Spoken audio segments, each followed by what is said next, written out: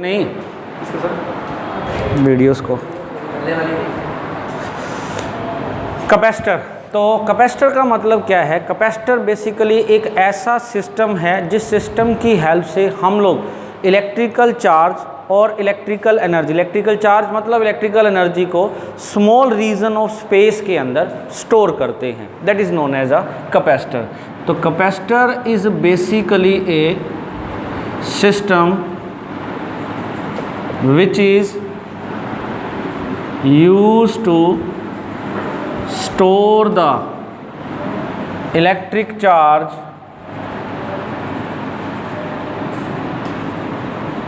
and hence the electric energy in a small region of space. तो अगर हम electrical energy को, large amount of electrical energy को small region of space के अंदर, कम से कम स्पेस के अंदर स्टोर करते हैं, तो जो सिस्टम बनेगा that is known as a capacitor. अब हमने लास्ट लेक्चर में ये बात पढ़ी थी कि अगर हमें कोई एक कंडक्टर दिया जाए तो उस इलेक्ट्रिकल कंडक्टर को हम अगर कोई एक्स्ट्रा चार्ज प्रोवाइड करते हैं तो वो उसकी आउटर सरफेस के ऊपर यूनिफॉर्मली डिस्ट्रीब्यूट हो जाता है, ठीक है। उसकी इनर सरफेस में या सरफेस के अंदर या वॉल्यूम में नहीं जाएगा, कारण क्योंकि net electric field inside the conductor जो होता है वो जीरो होता है। तो मतलब एक इलेक्ट्रिकल कंडक्टर जो होता है that has the capacity to store the electrical charge upon it. और एक बात हमने और पढ़ी थी कि एक कंडक्टर को जब हम चार्ज प्रोवाइड करते हैं तो उसकी इलेक्ट्रिकल पोटेंशियल की वैल्यू भी कोरस्पॉन्डिंगली इंक्रीज होती है, such that the potential at any time is directly proportional to the electrical charge provided to that conductor। तो जितना ज़्यादा चार्ज प्रोवाइड करते जाओगे उस कंडक्टर की इलेक्ट्रिकल पोटेंशियल की वैल्यू उतनी ही इंक्रीज होती चली जाएगी। तो चार्ज प्रोवाइड करते जाओ, इलेक्ट्रिकल पोटेंशियल की वैल्यू उस कंडक्टर की इंक्रीज हो जाती है। मान लो मैं एक स्फेरिकल कंडक्टर का एग्जांपल ले रहा हूँ, तो अगर हम इसको चार्ज प्रोवाइड करते हैं तो वो इसकी आउटर सरफेस के ऊपर डिस्ट्रीब्यूट होता चला जाएगा, ठीक है। चार्ज बढ़ाते जाओ, कोरस्पॉन्डिंगली इसकी इलेक्ट्रिकल पोटेंशियल की वैल्यू इंक्रीज होती जाएगी। अब क्वेश्चन अराइज होता है कि हम इसको चार्ज कितना प्रोवाइड कर सकते हैं, वो इसकी कैपेसिटी पे डिपेंड करता है। और वो कैपेसिटी किस पे डिपेंड करेगी? हम इसको चार्ज तब तक प्रोवाइड कर सकते हैं जब तक इसके इलेक्ट्रिकल पोटेंशियल की वैल्यू मैक्सिमम ना हो जाए। मैक्सिमम पोटेंशियल का मतलब हम जैसे जैसे इसको चार्ज प्रोवाइड करें हैं पोटेंशियल इंक्रीज हो रही है, तो यहाँ पर है हायर पोटेंशियल और सराउंडिंग रीजन में जो एयर है उस एयर की पोटेंशियल की वैल्यू कितनी है? जीरो। तो जिससे क्या होगा कि कंडक्टर और उसके आसपास के रीजन के बीच में एक तरह का एक पोटेंशियल डिफरेंस सेटअप होगा, तो वो इसके सराउंडिंग रीजन में एक इलेक्ट्रिक फील्ड सेटअप करेगा। तो हम क्या करेंगे, जब चार्ज को बढ़ाते जाएंगे, जब पोटेंशियल एक पर्टिकुलर मिनिमम वैल्यू को अप्रोच कर जाता है, उसके बाद फर्दर चार्ज प्रोवाइड करते हैं, क्योंकि चार्ज पार्टिकल के बीच में फोर्स ऑफ रिपल्शन लगता है या इलेक्ट्रिक फील्ड के कारण उसके ऊपर आउटवर्ड डायरेक्शन में फोर्स लगना शुरू हो जाता है। उसके बाद अगर हम फर्दर चार्ज प्रोवाइड करते हैं तो वो चार्ज इस कंडक्टर में से आउटर रीजन के अंदर लीक आउट होना स्टार्ट हो जाएगा। तो जब तक लीक आउट नहीं होता तब तक हम इसके चार्ज की वैल्यू को इंक्रीज करते रहते हैं। वो लीकेज का रीजन जो है या जो मैकेनिज्म है that is known as a phenomena that is named as corona discharge, ठीक है। तो कोरोना डिस्चार्ज है उसका नेम, जिस फिनोमेना के कारण ये कंडक्टर का जो इलेक्ट्रिकल चार्ज है वो सराउंडिंग एयर के अंदर लीक आउट होना स्टार्ट हो जाता है, कोरोना डिस्चार्ज फिनोमेना का। इसके बारे में आप बाद में डिस्कस करेंगे। यहाँ पर फिलहाल मैं इतना बताना चाहूँगा कि जो कंडक्टर है, कंडक्टर को चार्ज तब तक प्रोवाइड कर सकते हैं या तब तक उस पर चार्ज की वैल्यू को इंक्रीज कर सकते हैं जब तक उसकी पोटेंशियल की वैल्यू मैक्सिमम ना हो जाए। मैक्सिमम पोटेंशियल का मतलब उसकी पोटेंशियल की वैल्यू इतनी हो जाए कि वो फर्दर चार्ज को रिसीव ना कर पाए। अब जो भी एक्स्ट्रा चार्ज होगा that will start leaking out in the outer region. तो उससे वो, क्योंकि और चार्ज दिया वो लीक होना स्टार्ट हो गया, तो इसका मतलब वो स्टोर करना उसने बंद कर दिया। तो मतलब ये हुआ एक कंडक्टर को चार्ज तब तक देंगे जब तक उसकी पोटेंशियल की वैल्यू मैक्सिमम ना हो जाए। क्लियर है बात? ये एक सिंगल कंडक्टर की बात थी। अब हम एक कैपेसिटर को तैयार करना चाहते हैं। कैपेसिटर का मतलब क्या है? एक तरह का ऐसा सिस्टम जिसमें हमने इलेक्ट्रिकल चार्ज को स्टोर करना है। ये अपने को पता लग गया कि एक कंडक्टर को हम इलेक्ट्रिकल चार्ज को स्टोर करने के तौर पे यूज़ करते हैं। अब वो कंडक्टर को यूज़ कैसे करना है ताकि वो कम से कम रीजन में ज़्यादा से ज़्यादा इलेक्ट्रिकल चार्ज या एनर्जी को स्टोर कर सके। अब इसको समझने के लिए first of all consider an insulated metallic conducting plate ले लो ए। एक मेटेलिक कंडक्टिंग प्लेट है, इस तरह से जो मैंने प्लेन ऑफ बोर्ड के परपेंडिकुलर रखी हुई है। तो प्लेन ऑफ बोर्ड में जब उसका प्रोजेक्शन देखेंगे तो वो कैसा दिखाई देगा? एक लाइन की शेप में। एक्चुअल में लीनियर नहीं है तो ये प्लेट पर प्लेन ऑफ द बोर्ड के परपेंडिकुलर रखा हुआ है, इसलिए इसका प्रोजेक्शन लीनियर दिखाई देगा। और इसको हमने एक इंसुलेटिंग स्टैंड पे रखा हुआ है, एक ऐसा स्टैंड जो इंसुलेटिंग मटेरियल का बना हुआ है ताकि जो भी चार्ज इस प्लेट ए को प्रोवाइड किया जाए वो सिर्फ इसी पे रहे, अर्थ को ट्रांसफर ना हो।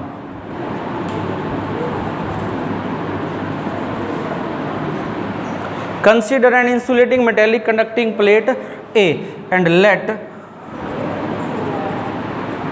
ए charge is provided to it which distributes over its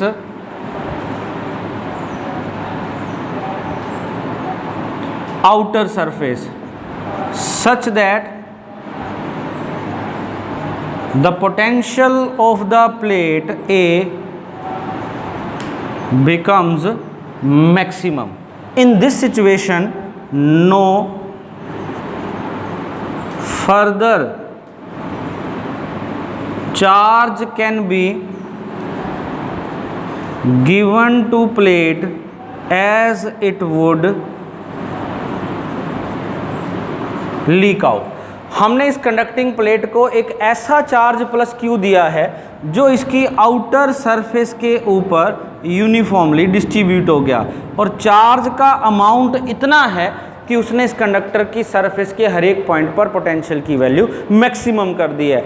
maximum potential का मतलब अगर और चार्ज देते हैं तो इसमें से लीक आउट होना स्टार्ट हो जाएगा, मतलब ये अपनी मैक्सिमम कैपेसिटी के जितना चार्ज एक्वायर कर चुका है। क्लियर है? जो अपन ने अभी तक पढ़ा था। अब मान लो हम इसके नेबरहुड के अंदर एक और कंडक्टिंग प्लेट लेके आते हैं B, which is uncharged and also initially insulated, मतलब फिलहाल वो इंसुलेटेड है। नाउ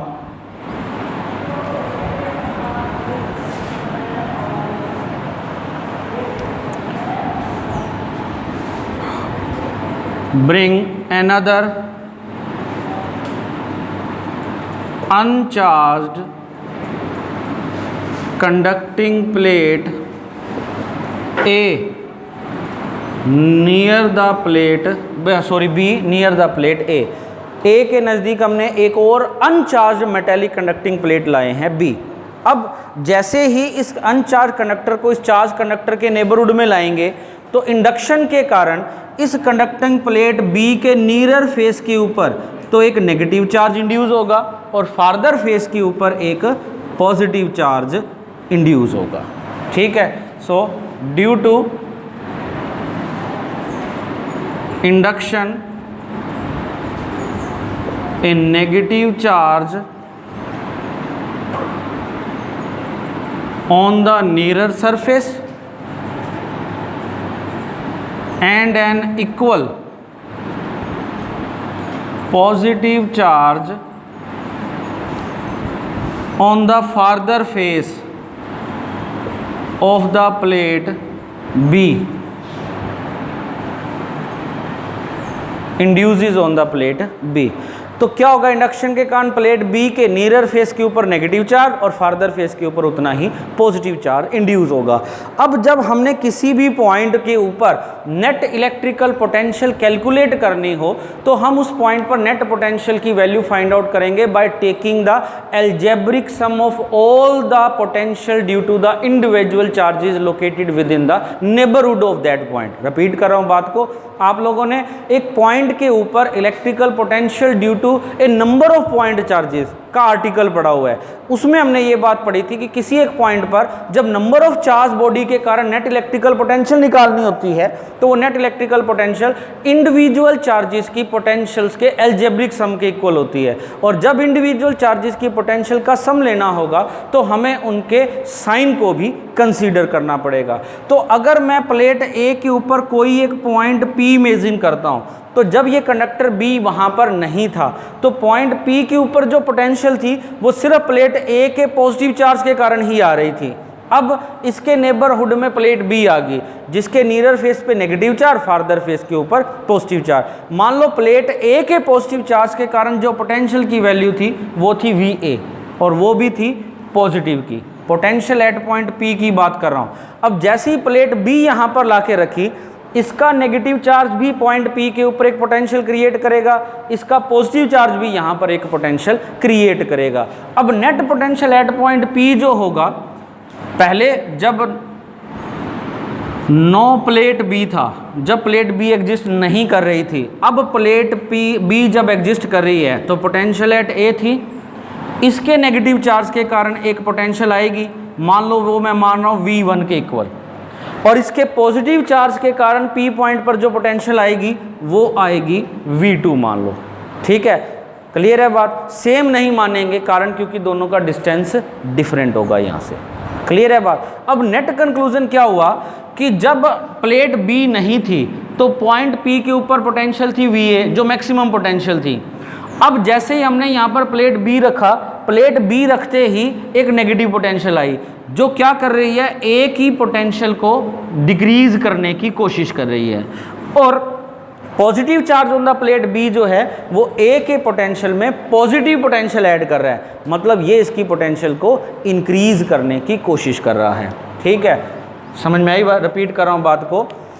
B का जो नेगेटिव चार्ज है वो A की पोटेंशियल को डिक्रीज करने की कोशिश कर रहे हैं। अगर अकेला नेगेटिव चार्ज होता तो VA माइनस V1 होता तो पोटेंशियल डिक्रीज होती, अगर अकेला पॉजिटिव चार्ज होता तो VA प्लस V2 होता, यानी नेगेटिव चार्ज जो है B का वो A की पोटेंशियल को डिक्रीज करने की कोशिश कर रहा है, और B का जो पॉजिटिव चार्ज है वो A की पोटेंशियल को इंक्रीज करने की कोशिश कर रहा है। समझ में आई बात? तो नेट इफेक्ट क्या होगा, दोनों में से जो बिगर फैक्टर होगा उसका इफेक्ट ज़्यादा होगा। अब जो नेगेटिव चार्ज है वो प्लेट P के ज़्यादा क्लोजर है, और हमें पता है कि पोटेंशियल जो होती है due to a charge body that is inversely proportional to the distance from that observation point. तो जिसका डिस्टेंस लार्ज होगा उसका इफेक्ट, उसकी पोटेंशियल कम होगी, जिसका डिस्टेंस कम होगा उसकी पोटेंशियल ज़्यादा होगी। तो नेगेटिव चार्ज जो है वो क्लोजर है इसलिए इसका इफेक्ट ज़्यादा होगा, और पॉजिटिव चार्ज जो है वो लार्जर डिस्टेंस पे है, इसका इफेक्ट कम आएगा। मतलब ये पॉजिटिव पोटेंशियल कम होगी, नेगेटिव पोटेंशियल ज़्यादा होगी, तो दोनों का ओवरऑल सम लेंगे तो वो क्या आएगा, नेगेटिव। तो नेट पोटेंशियल क्या होगी, VA माइनस समथिंग होगा। यही बात है, VA प्लस में इन दोनों का अलजेब्रिक सम था, अब इन दोनों का सम आ रहा है नेगेटिव, तो VA माइनस समथिंग हो गया। मतलब अब पोटेंशियल एट पॉइंट B जो होगा वो VA से थोड़ा सा लेसर हो जाएगा, मतलब इनिशियल कंडीशन से पोटेंशियल की वैल्यू थोड़ी सी लेसर आएगी, मतलब पोटेंशियल थोड़ी डिक्रीज होगी। अब वो मैक्सिमम पोटेंशियल नहीं है, उससे कुछ कम है, मतलब हम अब इसको चार्ज और प्रोवाइड कर सकते हैं, क्योंकि चार्ज तो तब तक प्रोवाइड किया जा सकता है जब तक पोटेंशियल मैक्सिमम ना हो जाए। पहले प्लेट B में नहीं था तो A की पोटेंशियल मैक्सिमम थी तो चार्ज दे दिया जितना दे सकते थे। जैसे B रखा उसने इसकी पोटेंशियल को क्या कर दिया, डिक्रीज कर दिया। पोटेंशियल डिक्रीज करने का मतलब मैक्सिमम से कुछ कम हो गया, तो हम इसको और चार्ज प्रोवाइड कर सकते थे। तो मतलब इसके चार्ज को स्टोर करने की जो कैपेसिटी है वो थोड़ी सी इंक्रीज होगी। क्लियर है? अब अगर मैं इस कंडक्टर B को अर्थ से कनेक्ट कर देता हूँ, if that is grounded, if the plate B is grounded, अगर ग्राउंडेड कर दिया तो अर्थ को कनेक्टेड कर दिया, तो ये जो पॉजिटिव चार्ज है ये फ्री होगा and that will be transfer to the earth. ये पॉजिटिव चार्ज चला जाएगा अर्थ को, और जो नेगेटिव चार्ज है वो यहीं रहेगा। नेगेटिव चार्ज यहाँ इसलिए रहेगा क्योंकि नेगेटिव चार्ज इस प्लेट A के पॉजिटिव चार्ज के साथ फोर्स ऑफ अट्रैक्शन के कारण बाउंडेड है, तो ये नेगेटिव चार्ज तो यहाँ पर बाउंडेड है, ये यहीं रहेगा। पॉजिटिव चार्ज होगा that is being free, that will flow to the अर्थ।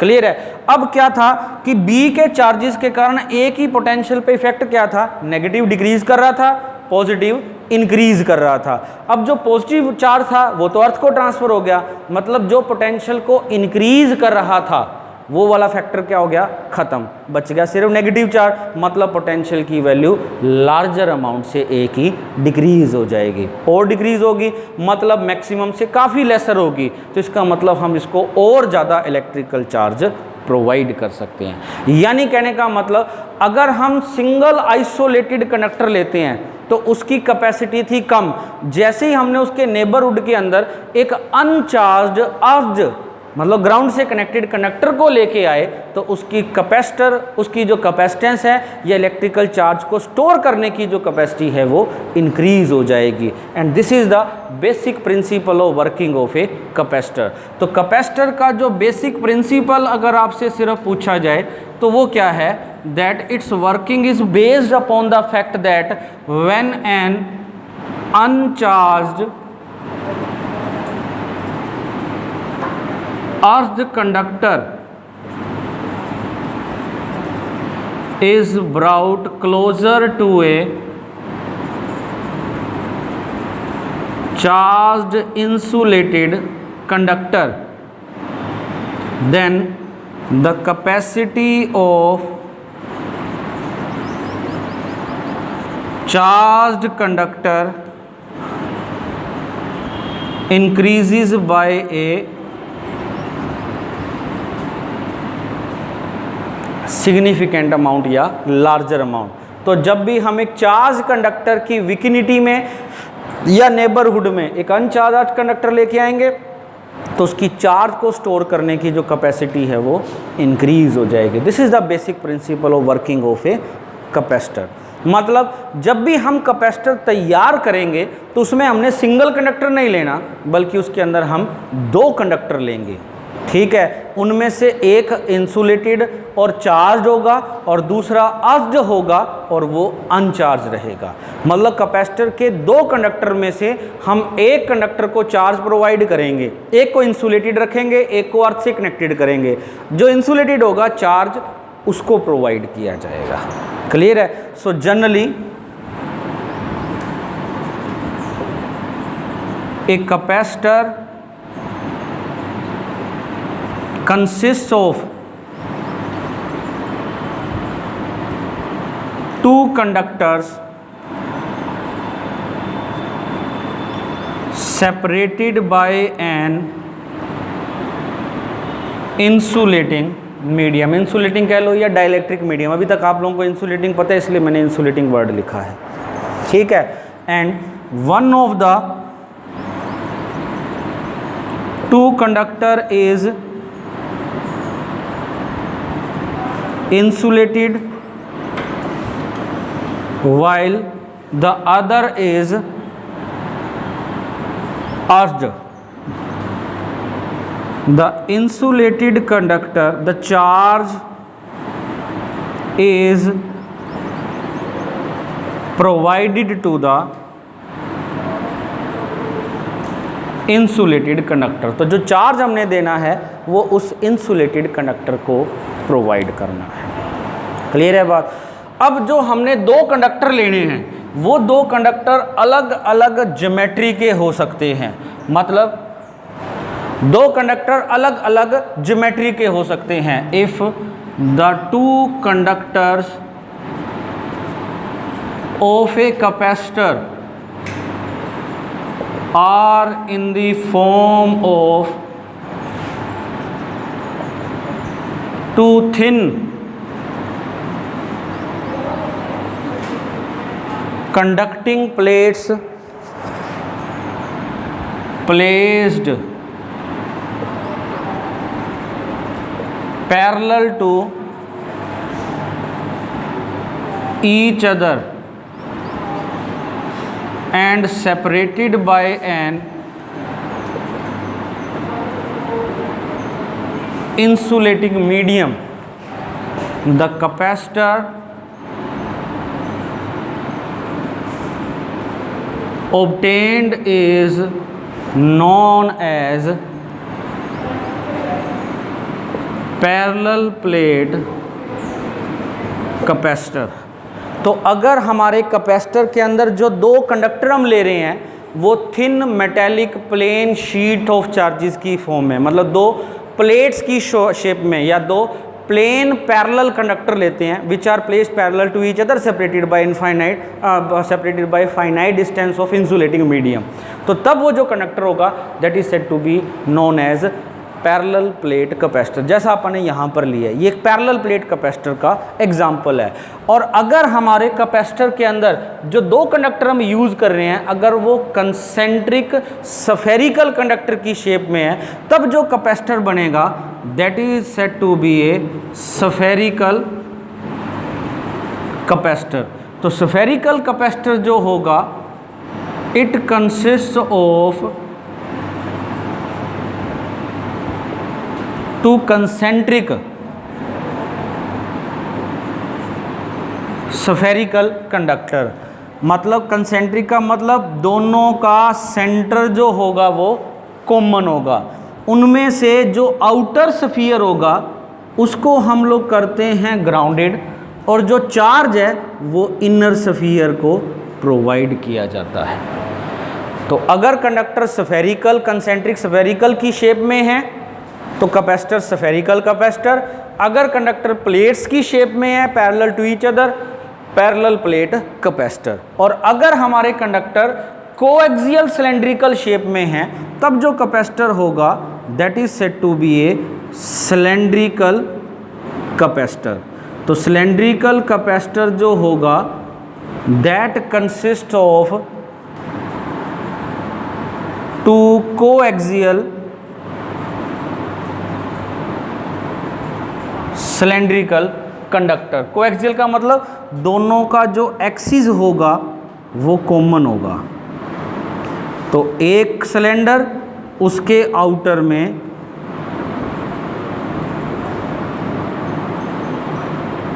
दूसरा सिलेंडर, जो आउटर सिलेंडर है उसको हम जनरली अर्थ से कनेक्टेड करते हैं, जो चार्ज होगा वो हम इनर सिलेंड्रिकल कंडक्टर को देते हैं। ठीक है, तो ये जनरली वो कैपेसिटर्स हैं जो हम प्रैक्टिकली यूज़ करते हैं। तो parallel plate capacitor, spherical capacitor, cylindrical capacitor.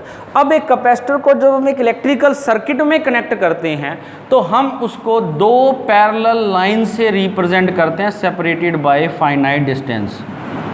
ये कैपेसिटर का इलेक्ट्रिकल सर्किट के अंदर सिंबल है इररिस्पेक्टिव ऑफ इट्स ज्योमेट्री।